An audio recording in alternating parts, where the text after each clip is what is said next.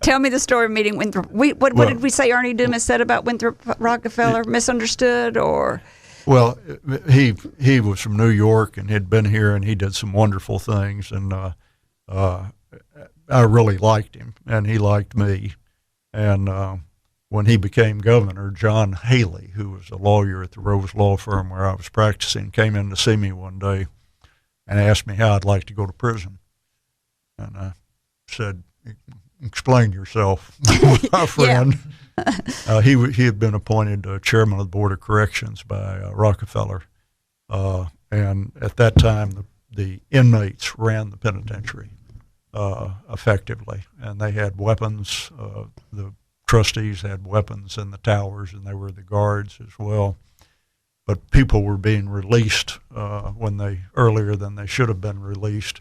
So Haley asked me to, if I'd go down and be a prisoner and take a little bit of money in with me, enough that would catch a little bit of attention and see what happened, because they thought they knew how these folks were being released early. You are the Attorney General now, no, or I'm you just are still working at the Rose Law Firm, just a guy? Yeah, he was a partner there. I was a brand new attorney and didn't know what I was doing half the time. And he said, "Hey, I heard you're a swashbuckler. Why don't you go down there and go to jail, be undercover at the state penitentiary?" So I went in, and the job I had, I was only there 2 days because Winthrop Rockefeller, the Governor Rockefeller, found out what Haley had done, and he was madder than heck. Told him to get me out of there.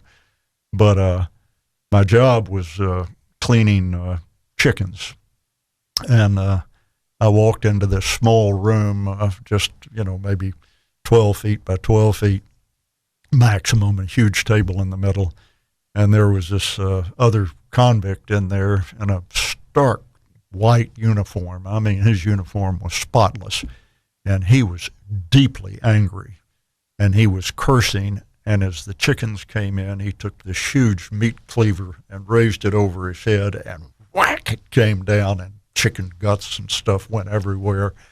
And I had a decent-sized cleaver, and I was over there going chick, chick, chick, chick, and being pretty damn gentle.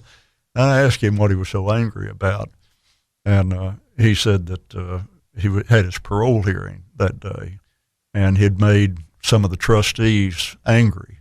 And so they sent him to do this job before he went in for his parole hearing, and he was in for a violent crime. So he went in covered in blood, literally covered in blood and guts. He did not get a parole. Oh. But later on, while I was there, a trustee approached me and asked me if I'd like to get out a little early, and I said I sure would. He said, well, I noticed how much money you brought in. You got that receipt with you? And I said, yeah. He said, if you'll let me have that receipt, I'll make a little arrangement back there so your records look like it's time to let you out. And that's what they were doing. They had custody of the records that determined when you were released under the control of the prisoners instead of at a different location and separated. That's not rocket scientist not to do that. That was amazing. But at any rate, that was my only experience. Then, and you were called James Gus Turner. Yeah, I wanted to went in under the name alias James Gus Turner. I wanted to use the same name I had or something very close to it, so that if somebody spoke to me, I would react to the name. Oh, smart undercover. So that's why I was. See, I read that and thought, well, that's not very smart. He used a name almost like his, but now I understand the philosophy behind that. Yep. If you liked this video, please click the thumbs up button below and subscribe to our YouTube channel by clicking the subscribe button. To watch the full-length interview, click the video on the top right. For more highlights, click the playlist in the bottom right. Thank you for watching.